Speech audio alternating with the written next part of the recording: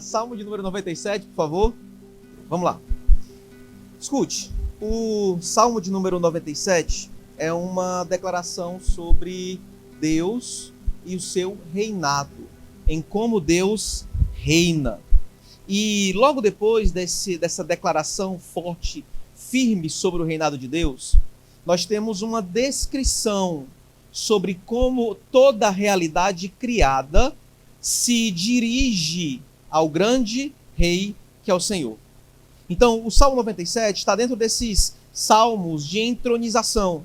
O próprio Deus é reconhecido como aquele que está no trono, assim como o Salmo de número 47, 93 até o 99. Esse salmo se move da compreensão de que Deus é um justo juiz, um julgador de toda a terra, assim como também é o criador de todas as coisas, de todo o mundo e de tudo que nele há, e tudo que existe compõe o seu grande reino. O que o salmo traz, o que o salmo trata é que tudo aquilo que Deus criou deve adorá-lo. Que tudo aquilo que foi colocado no mundo, na existência, trazido à existência pelo grande Deus, deve adoração a Deus e, por consequência, faz parte do seu reino. Justiça, juízo, equidade são temas importantes nessa sessão, nesse texto. Esse salmo lida com questões mitológicas, linguagem mitológica. É como se o trovão falasse, como se o céu anunciasse, como se as ilhas distantes, de povos distantes, escondidos, tivessem também que louvar o grande Deus. Nesse sentido, o Salmo está mostrando que o reino do grande Deus é tão grande que quase o alcança. No sentido de que se Deus é grande, o seu reino também é grande. Mas esse reino, ele é fundado em justiça e juízo. Então não é de qualquer forma que se acessa, não é de qualquer modo que se vive diante desse grande rei. Esse salmo, então, mostra que esse Deus é o rei do seu reino, lidando com o seu reino de maneira justa, impecável, com seu justo juízo e diante do seu próprio trono. Nós vamos olhar para esse salmo, dividindo ele em 3 partes. Do versículo 1 até o versículo de número 5, nós veremos a majestade do grande rei. Do versículo de número 6 até o versículo de número 9, nós veremos a criação diante da majestade do grande rei. E por fim, veremos do versículo 10 até o versículo de número 12, a alegria dos retos de coração. Veremos a majestade do grande rei, a criação diante da majestade do grande rei e a alegria dos seus servos ou a alegria dos retos de coração. Caso você esqueça de tudo que eu falar hoje, caso você tenha problemas de memória, assim como eu tenho, um certo tipo de amnésia que faz você esquecer os sermões completos, eu sintetizei uma frase aqui para você ouvir, guardar no seu coração. Em algum momento, se precisar lembrar de alguma coisa desse sermão, se você lembrar dessa frase, para mim, o meu trabalho está feito. Então, sintetizando o salmo inteiro, a minha ideia é: diante de um Deus soberano, a resposta justa é alegria. Diante de um Deus rei e soberano, a resposta justa é alegria. É isso que a gente vai olhar, vai tentar entender no texto, vai encontrar no texto, e é isso que eu queria que vocês colocassem, guardassem no coração de vocês. Amém? Vamos orar e a gente começa a ler o texto, explicar o texto e aplicar o texto. Deus, obrigado por estarmos aqui, obrigado por termos a Tua palavra, que o Senhor nos ajude a entender o que ela diz para nós, na nossa época, e que o Senhor, abrindo nossos olhos, mostre que toda a honra e toda a glória é Tua, que possamos entender, Senhor, que a alegria é o resultado de uma compreensão de que o Senhor reina soberanamente. Essa é a nossa oração, o nosso pedido, em nome de Jesus. Olhe para o versículo de número 1 e vamos lê-lo. Versículo de número 1 do Salmo de número 97. Reina o Senhor, Alegre-se a terra, exultem as muitas ilhas. Nuvens e escuridão o rodeiam, justiça e juízo são as bases do seu trono. Adiante dele vai um fogo que consome os inimigos ao seu redor. Os seus relâmpagos iluminam o mundo. A terra os vê e estremece.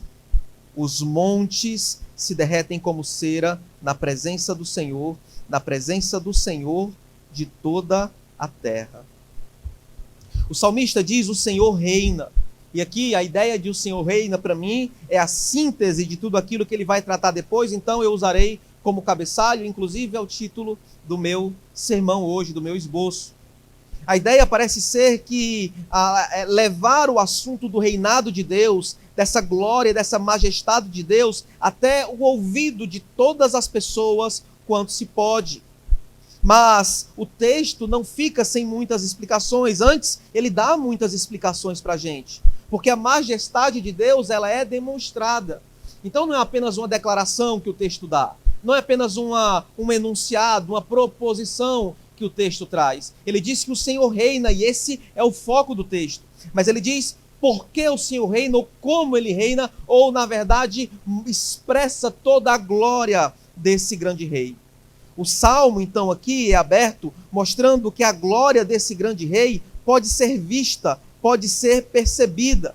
Essa seção é comparável a outros textos, como, por exemplo, Êxodo, capítulo 19, Isaías, capítulo de número 6, e Abacuque, capítulo de número 3. Em todos esses textos, sempre Deus aparece de maneira gloriosa, por meio dos seus próprios trovões, por meio de fogo, por meio de uma aparência devoradora. O texto diz que os trovões e relâmpagos são ouvidos. O texto diz que o Sinai, por exemplo, em Êxodo, capítulo 19, fumega. E esse texto do Salmo 97 diz que o fogo vai adiante dele, consome os inimigos, os relâmpagos iluminam o mundo, a terra estremece. Esse tipo de demonstração geralmente está aliada com a compreensão de glória, de poder, de majestade. Essas manifestações gloriosas, então, marcam tanto o poder desse grande rei, desse grande Deus, como também manifestam a majestade desse grande Deus. Quando a terra estremece, quando Deus fala, isso não diz apenas do poder dele, do que ele pode fazer com a terra, mas da sua majestade, do seu lugar como dono da própria terra.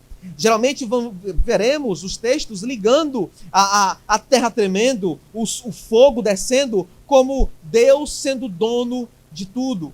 Quando o fogo desce, a partir do momento em que Elias ora, Deus não está dizendo apenas que tem poder. Deus está dizendo que é dono de qualquer vida que se ponha, que se apareça e que se coloque diante dele. Então, o domínio de Deus é representado diante da sua própria majestade. Se nós olharmos para o texto diz: alegre-se a terra, exultem as muitas ilhas, nuvens e escuridão rodeiam, justiça e juízo são a base do seu trono, adiante dele vai um fogo que consome os inimigos ao redor, os seus relâmpagos iluminam o mundo inteiro. Toda a realidade criada é colocada diante desse grande Deus. Toda a realidade que existe, todo o mundo, as ilhas, o mundo inteiro, a presença de Deus toma todas as coisas. E assim nós começamos a perceber que a sua majestade, como aquela que é experimentada, que é vista, que é percebida no mundo inteiro, é exatamente uma majestade que prova que Deus é dono do mundo inteiro. O texto faz referência direta a isso. A majestade de Deus é demonstrada em todo o seu território. Não sei se vocês já assistiram filmes onde reis aparecem. Geralmente eles são festejados nos seus territórios.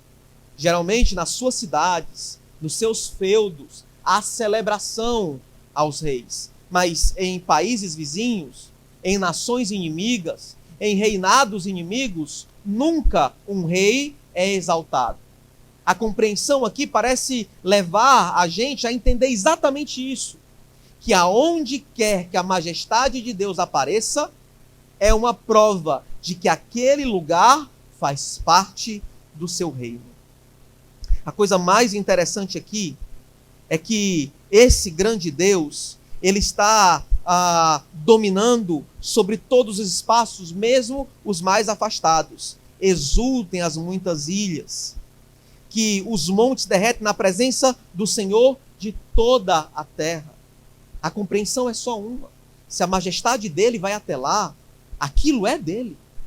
Se Deus se expande, a sua glória se expande para todo o mundo ou em toda a terra, é porque toda a terra é dele. Se podemos olhar para o texto e dizer que uma coisa é verdade, essa coisa é: nada foge do grande rei. Nada está longe do seu reinado. A alegria de ter o Senhor como grande rei é exposta até mesmo às ilhas distantes, às pequenas vastas, às pequenas porções de terra na vastidão do mar. A compreensão do seu domínio, a compreensão da sua majestade nos leva à compreensão do seu domínio, e a evidência aqui é uma só: que esse rei, majestoso como é, grandioso como é dono de tudo de maneira soberana. Mas o texto continua. Ele diz que nuvens e escuridão o rodeiam, justiça e juízo são a base do seu trono. Há algo interessante aqui para a gente.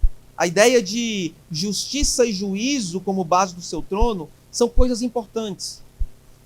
O texto sai da glória de Deus sendo visto em todo o mundo, e agora ele faz com que a gente adentre a sala do trono, a ponto de poder ver quais são as bases do trono, quais são a sustentação do trono, quais são as colunas que regem esse grande reino: justiça e juízo. Nós não temos aqui apenas um espaço geográfico sendo mostrado. Nós temos um cenário de glória sendo mostrado. Esse grande rei, ele é justo. Esse grande rei julga retamente. Nesse sentido, não há injustiça, impiedade, maldade sendo proposta pelo grande rei. Esse grande rei não só domina sobre tudo e é dono de tudo, como também é santo, puro. E por esse texto, pelo versículo de número 2, nos aponta que ele tanto pensa retamente como julga retamente. O nosso grande rei também é o grande juiz. Os seus juízos não falham. Deus não erra os seus juízos. Deus não erra o colocar do seu poder. Deus, quando olha para os nossos corações, Deus, quando olha para os nossos atos, nós, por muitas vezes, tão apaixonados por nós mesmos, erramos o julgamento que fazemos sobre nós, sobre os outros e sobre as circunstâncias. Deus não erra julgamentos. Deus não erra juízos. Deus não joga a sua justiça e o seu juízo sobre ninguém de maneira indevida. Se há justiça, se há juízo sendo aplicado por alguém, não foi Deus que errou. Com certeza não foi. Porque Deus é justo e os seus juízos são justos. Nesse sentido, quando olhamos para Deus e quando olhamos para o grande rei, nós temos certeza de que ele domina sobre tudo e reina e domina sobre tudo de maneira justa. Quando nós chegamos ao culto, quando nós começamos a cantar, nós celebramos um rei, um Deus que sempre acerta os seus juízos. Nós celebramos um Deus que sempre acerta aquilo que diz sobre cada um de nós. Nós celebramos um Deus que sempre é justo no seu tratar. Ainda que nós o acusemos de injustiça. Ainda que nós impiamente, tolamente, ousadamente, para dizer o mínimo, muitas vezes nos coloquemos diante dele, dizendo que ele está errando. Deus não erra. Não há impiedade no seu modo de pensar. Nesse sentido, nós olhamos para a sala do trono, no lugar de onde Deus olha para toda a terra, e temos uma certeza.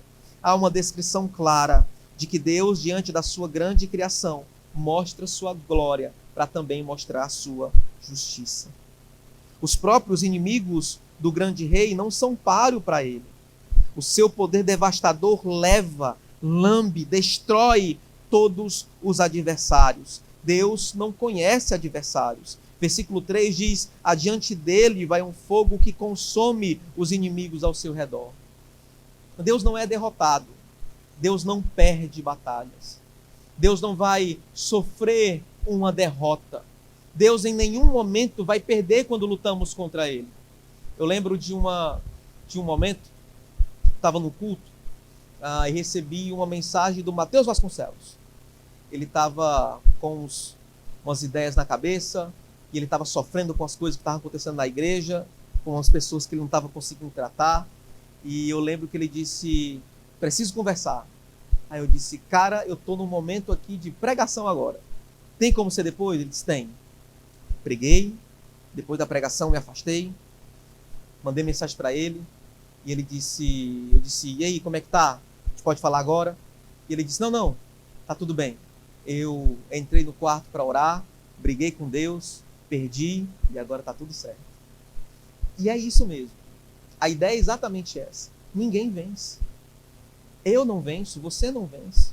A gente passa a vida inteira, a fina força, tentando fazer aquilo que a gente quer, e no final a gente acaba onde? Onde Deus disse para estarmos. Nós não vencemos, meus irmãos. Deus não conhece inimigos, Deus não vai perder para você.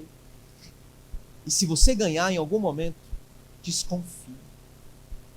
Desconfie absolutamente. Porque talvez você só esteja tão distante dele que ele não te trata mais como um filho, mas como um bastardo. É isso que o texto diz, Deus disciplina, orienta os seus filhos. Mas aqueles que não são, Deus os deixa. Nesse sentido, Deus não conhece inimigos. A nossa força não se confronta contra ele. Os ímpios não vencerão. O futuro não é impiedade. O futuro não é mau. O futuro é bom. Porque o grande rei reinará. E reinará com justiça. E não haverá maldade, porque ele mesmo vencerá todos os inimigos.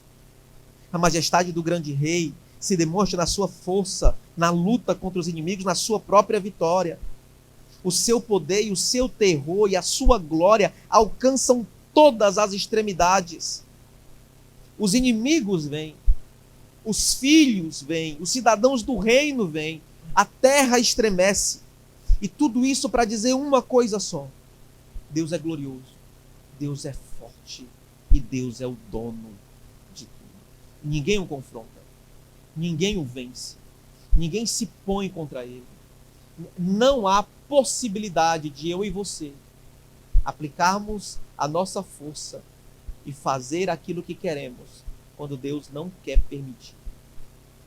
Nós dependemos da vontade, da justiça, do juízo, da bondade desse grande Deus. O que nós temos então é um salmista dizendo que o Senhor reina como princípio fundamental para a vida de toda a comunidade que se chama pelo seu nome. E ao descrever a majestade desse grande rei, nós vemos que essa majestade tem a ver com o seu domínio, com a sua vitória, com a sua glória, com o seu poder, com a sua força. E isso coloca todas as coisas que são criadas diante de um dilema. Diante de um Deus majestoso, diante de um Deus glorioso. Qual é a nossa resposta? Como é que você responde à glória de Deus? Como é que você responde à majestade de Deus? Deus se mostrou glorioso para você? Deus se mostrou grandioso para você? Se a resposta é sim, se você entende que sim, como é que você tem respondido a essa demonstração de glória? O texto vai nos explicar. A criação se coloca diante da grande majestade, louvando-a, louvando, exaltando o seu grande nome. Versículo de número 6. Os céus anunciam a sua justiça e todos os povos veem a sua glória.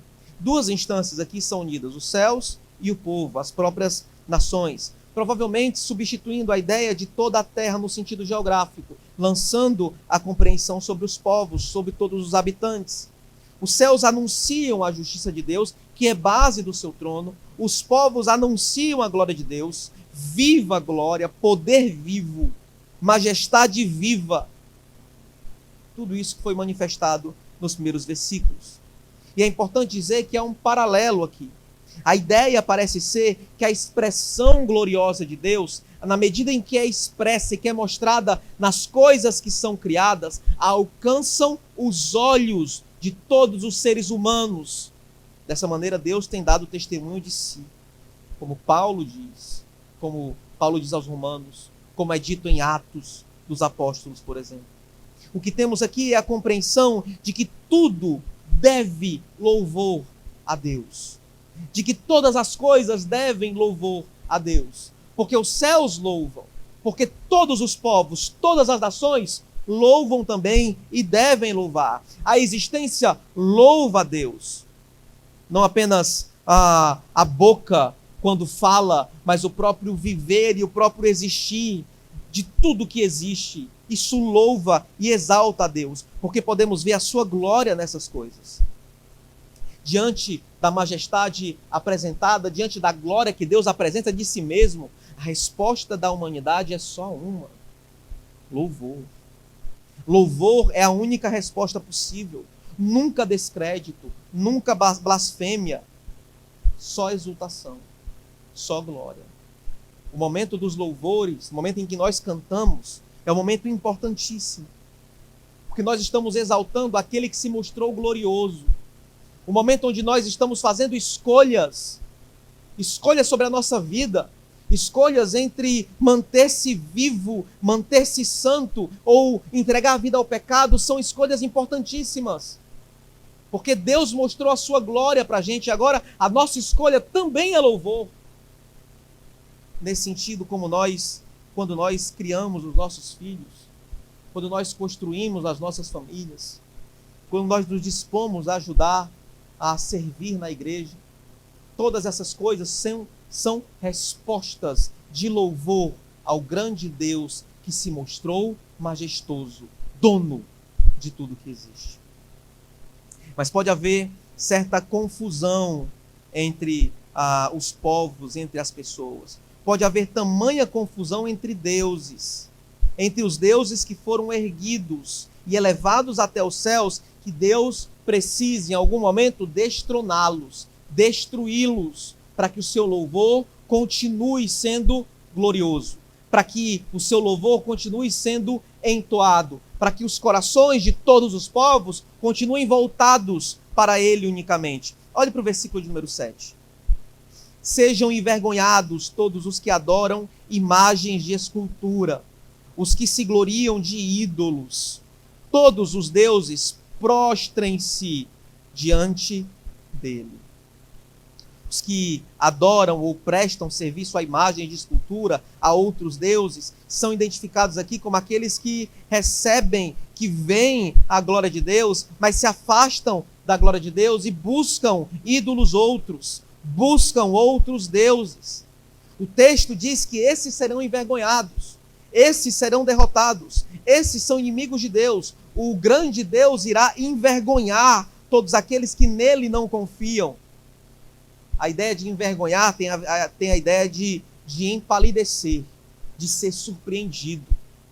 Imagina só, você está no centro de Fortaleza, às 11 da noite.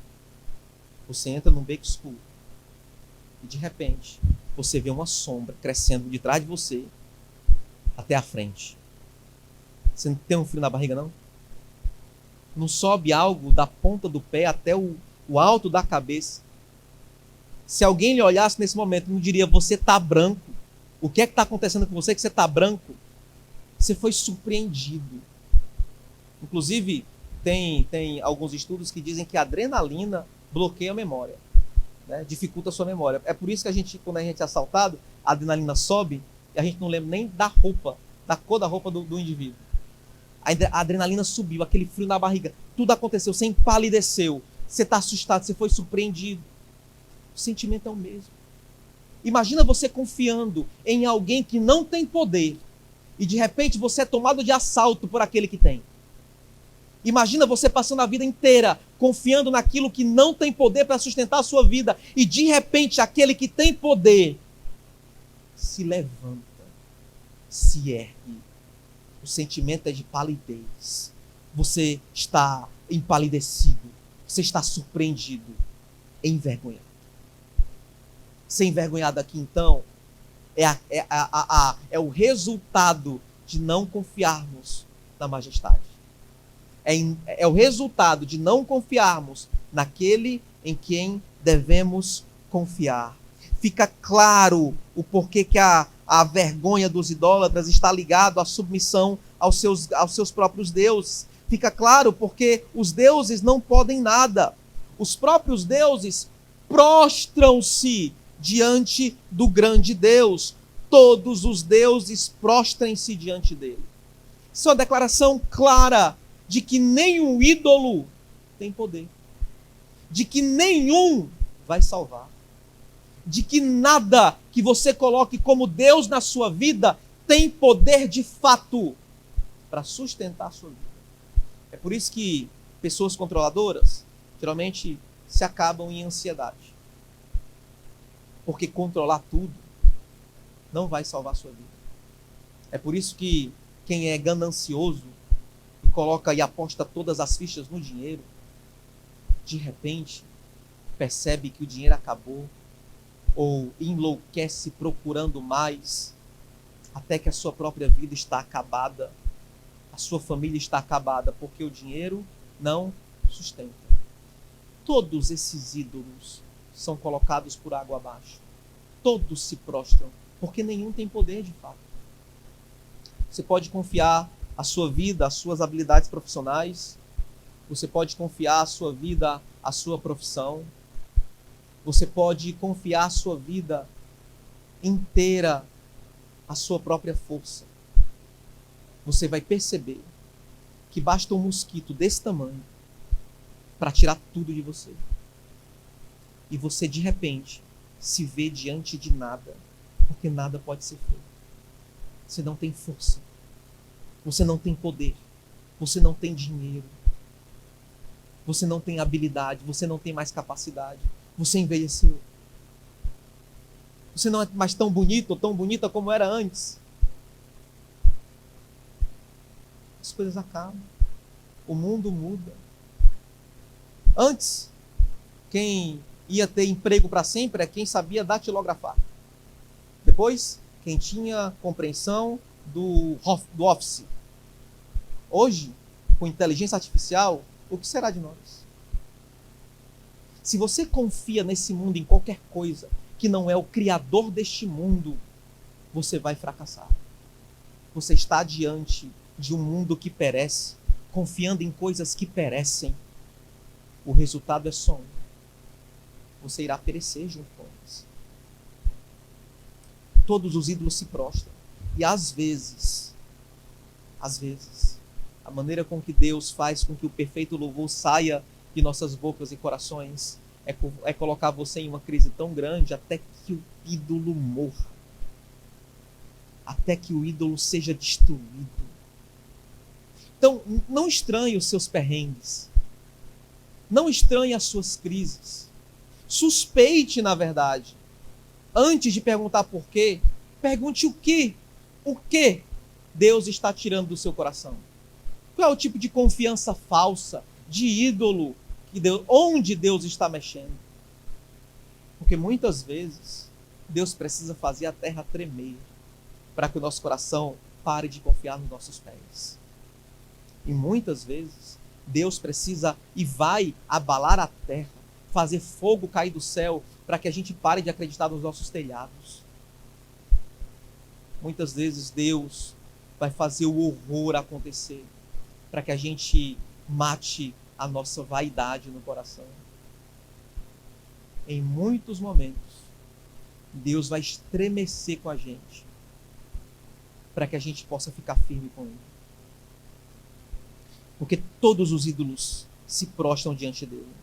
E muitas vezes, meus irmãos, para nos salvar da vergonha, Deus tem que nos envergonhar, derrubando os nossos ídolos, destruindo as nossas confianças falsas, afastando de nós aquilo que nós tanto confiamos e tanto amamos, até às vezes mais do que Ele.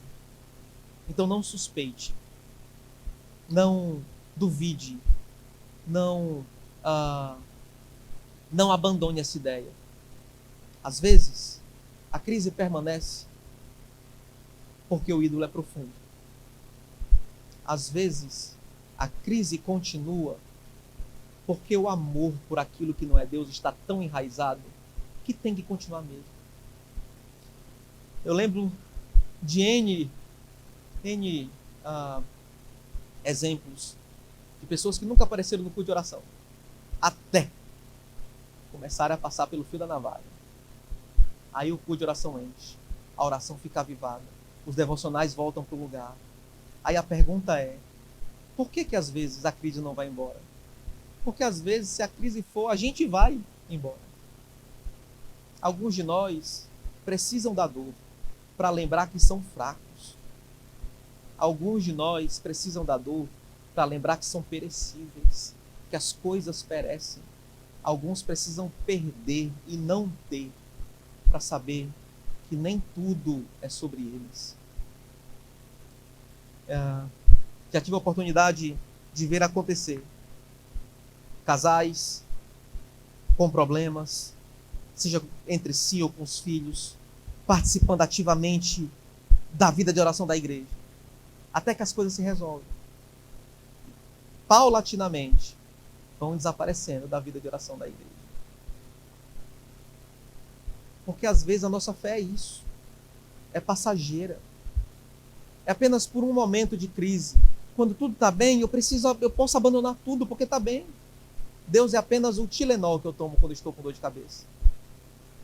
Mas esse Deus não. Esse é dono de tudo. A majestade desse grande Deus está em todo lugar. A majestade desse grande Deus põe em xeque todos os deuses que existem. Esse Deus não é brincadeira. Esse Deus não é um joguete. Esse Deus é o dono de toda a terra. E quando nos colocamos diante dele, todos se prostram, até os ídolos que tanto amamos. É o reinado de Deus que corrige o avanço da idolatria. É Deus como rei. É a sua ação justa que faz com que a idolatria, a nossa própria idolatria, vá dando uma freada. Deus freia a nossa idolatria, fazendo com que todos os ídolos se prostrem. E quando eles se prostram, imagina, quem é que se prostra também? A gente. Todos nós. O texto continua no versículo 8, dizendo que Sião ouve e se alegra, as filhas de Judá exultam por causa da tua justiça, ó Senhor. Pois tu, Senhor, és altíssimo sobre toda a terra. Tu estás muito acima do que todos os deuses. É celebrada o grande Altíssimo é celebrado. O seu lugar acima de tudo que existe, de toda pretensa divindade é colocada aqui também. Ao contrário daqueles falsos deuses, os que temem o Senhor encontram alegria. Ao contrário daqueles que se apegam aos falsos deuses, que encontram vergonha, o texto diz que Sião pode se alegrar, que Judá pode exultar, porque Deus é justo. Porque o Senhor é altíssimo, ou seja, é soberano sobre toda a terra, está acima de qualquer outro. É aqui onde nós entramos no meu último ponto. O resultado da compreensão de que Deus é soberano, de que Deus é altíssimo, é alegria. Porque diante do Deus que nos guarda da vergonha, do Deus que é dono de tudo, Sião exulta, Sião se alegra. E o resultado é para a gente também. Nós exultamos e nós nos alegramos. Versículo de número 10. Vocês que amam o Senhor, odeiam o mal. Ele protege a vida dos seus santos e livra-os das mãos dos ímpios. O grande rei defende os seus. Ele protege os seus. Ele, exaltado sobre todos os deuses, justo no seu trono, ele sabe cuidar de cada um daqueles que são seus. O grande rei é descrito como um cuidador, aquele que protege a vida dos seus filhos, dos cidadãos do seu reino, e a sua ação protetora dá livramento, arrebata, tira ou livra daqueles que estão próximos de cumprir maldades. Deus guarda cada um de nós. O grande rei é um rei cuidador. Os justos aqui são aqueles que não vivem a serviço dos deuses, são aqueles que amam o Senhor. O amor é suscitado como algo importantíssimo no vínculo entre os servos de Deus e o grande Deus como seu Senhor. Esse amor, entretanto, tem resultados morais. Olha o texto. Vocês que amam o Senhor, amam esse que protege vocês, odeiam o mal. Você ama Deus? Você, como toda e qualquer pessoa, quando perguntam quem Deus é para você, se diz Deus é tudo. Você ama o Senhor? Se você ama o Senhor, odeia o mal. As duas coisas não conseguem estar no mesmo lugar. Você não consegue amar a Deus e amar fazer o mal da mesma forma, no mesmo lugar, do mesmo jeito. O que o texto está dizendo é que diante dessa majestade, diante desse Deus protetor, diante desse Deus justo, diante dos juízos justos que ele tem, ou que ele faz, ou que ele prescreve, ou que ele lança sobre a terra, diante da sua glória sobre todos os deuses, se você o ama, cuidado! Haja bem, viva direito, porque se você o ama, você deve viver em justiça. Se você diz que o ama, você deve viver diante da justiça desse grande rei, odiando o mal, não praticando o mal, pelo contrário, praticando as obras que são resultado desse amor que você diz que tem por ele. Sob a condenação de encontrar o justo juiz. Todos nós encontraremos o justo juiz, mas ele cuida só dos seus. Aqueles que não são seus são envergonhados. Nesse sentido, pense muito bem na qualidade do seu amor. Se você diz que ama a Deus, mas isso não tem resultado nenhum na sua vida, faça uma pergunta para si mesmo. Eu amo a Deus mesmo? É amor mesmo? É isso mesmo? Se não tem resultado nenhum. Sabe aquele quem ama, prova, não é? Prove seu amor. Todo mundo pedindo prova de amor aí todo o tempo. Deus prova o seu amor por nós quando nos enviou Jesus Cristo, quando ainda éramos pecadores. Deus entregando o seu amor. Agora, quando nós amamos e quando nós dizemos que amamos a Deus, a pergunta é: cadê o resultado disso? Meus irmãos, aqueles que amam a Deus são defendidos por Deus. Aqueles que amam a Deus odeiam o mal e são defendidos por Deus. E na medida em que estão diante de Deus, o próprio Deus difunde a sua luz sobre os justos. O texto diz no versículo 11: a luz se difunde para o justo e a alegria para os retos de coração. Alegrem-se no Senhor, ó justos, e deem graças ao seu santo nome. Ora, a ideia de luz geralmente tem a ver com bondade. Quando o texto diz a luz se difunde para o justo e a alegria para os retos de coração, ele está dizendo que a bondade de Deus se difunde ou é lançada sobre os justos. E a alegria que o próprio Deus promove ou produz é lançado sobre os retos de coração também. Nesse sentido, os justos, por operação do próprio Deus, podem se alegrar no grande Deus. A alegria é proposta, porque Deus é majestoso, porque Deus é grandioso e opera nas nossas vidas. O grande Deus nos dá a possibilidade de vivermos uma vida alegre, porque Ele é o grande Deus, porque tudo é seu reino, porque Ele é majestoso.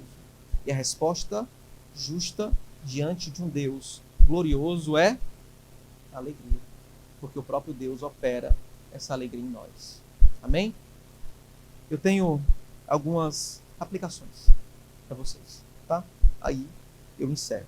Prometo que são só 4.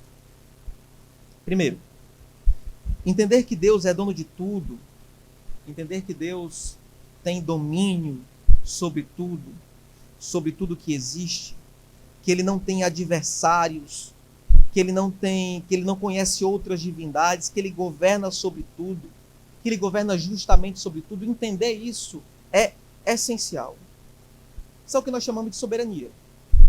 Se você for estudar os atributos de Deus, você vai ver um atributo chamado soberania. É esse atributo. É Ele governando por seu direito sobre todas as coisas. Entender isso aponta para uma realidade sobre o próprio Deus que todos nós precisamos viver. Deus não perde. Deus vai guiar este mundo. segundo a sua vontade, não segundo a nossa. Compreender isso deve fazer a gente refletir numa coisa. Se Deus é soberano e se tudo é dele, se ele é o grande rei, se é ele quem manda, qual deve ser a minha postura diante dele? Como eu devo apresentar a ele os meus planos? Mandando ou pedindo? Pedindo. E com muito cuidado. Vai com calma, pé no freio.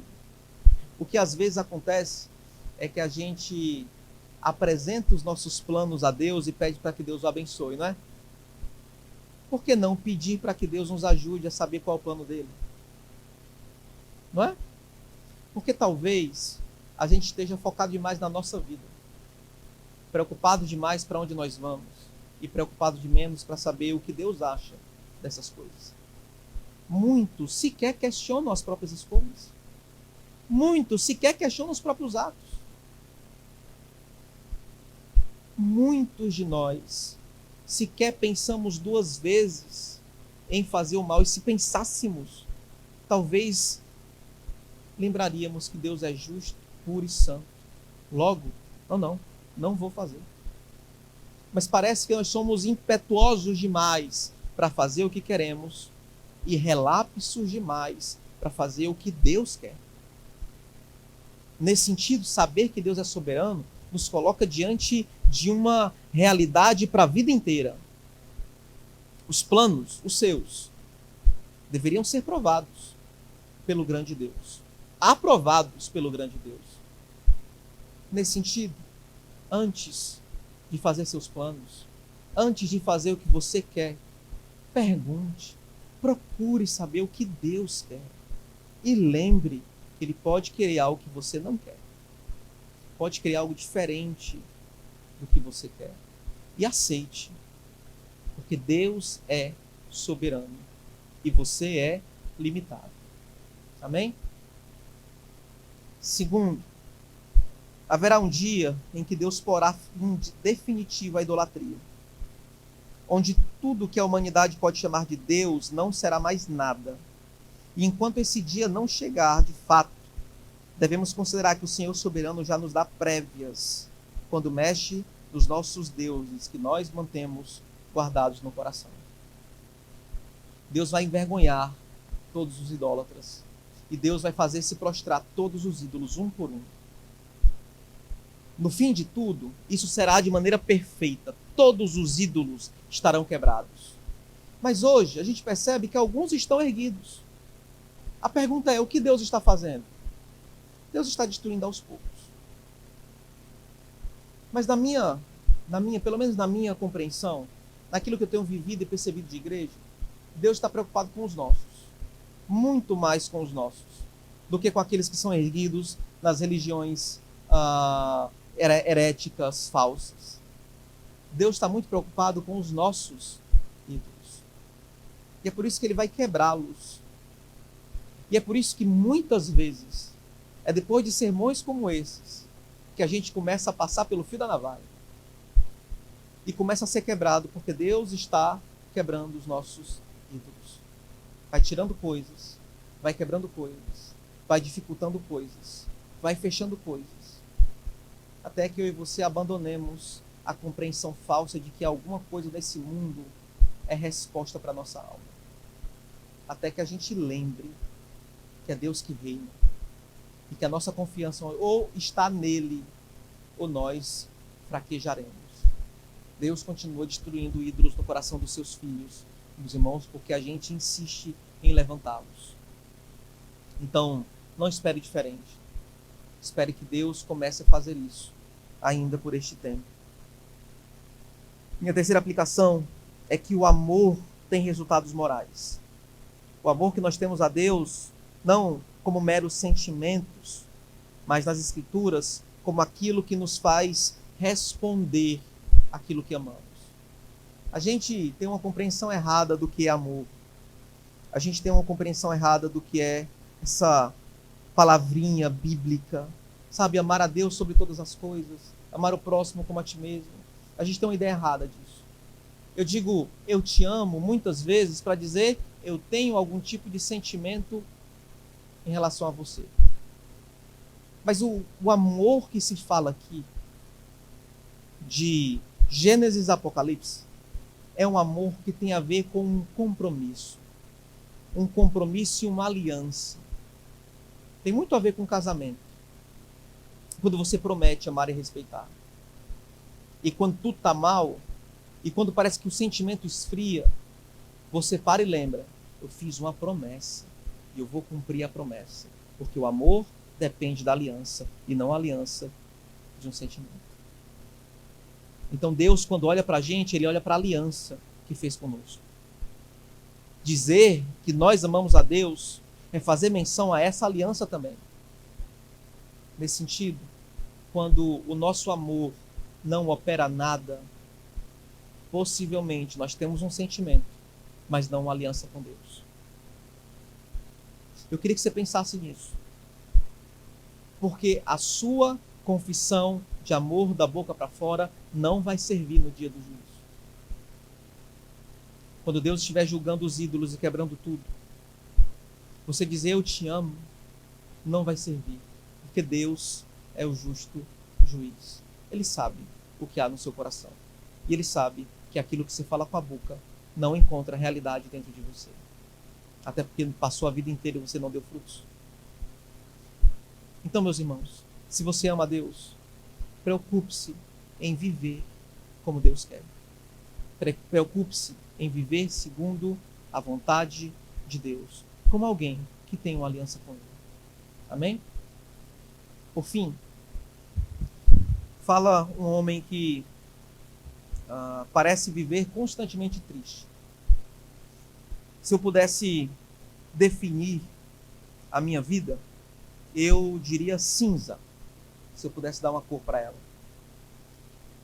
Posso dizer, sem muitos rodeios, que parte da minha vida é tédio, porque eu olho para a vida e eu encontro o mesmo ciclo constante de nada.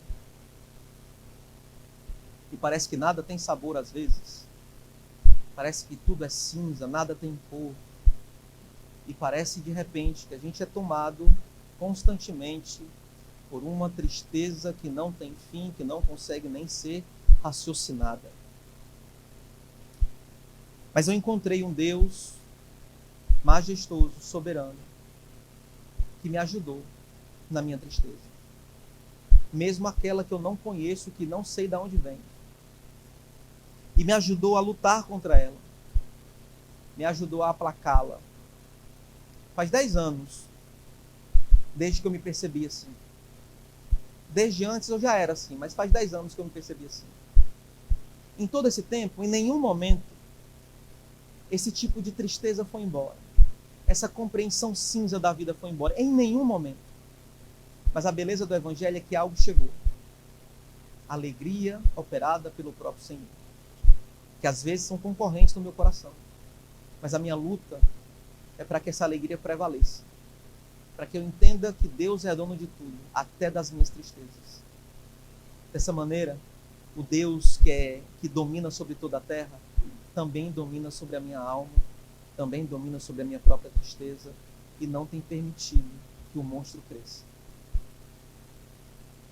Não estou dizendo isso para impedir você de procurar ajuda profissional em algum momento. Eu não sei o que vocês pensam aqui sobre isso. Não vou falar muito sobre isso. Mas o que eu vou falar é por experiência própria. Quando a dor não vai embora, quando a tristeza não é destruída, quando ela não é resolvida, quando ela permanece como uma inimiga dentro de você durante anos, o importante não é o que você aprendeu dela. O importante sempre vai ser o que você aprendeu do Senhor. Em como o próprio Senhor lhe ajuda a aguentar isso.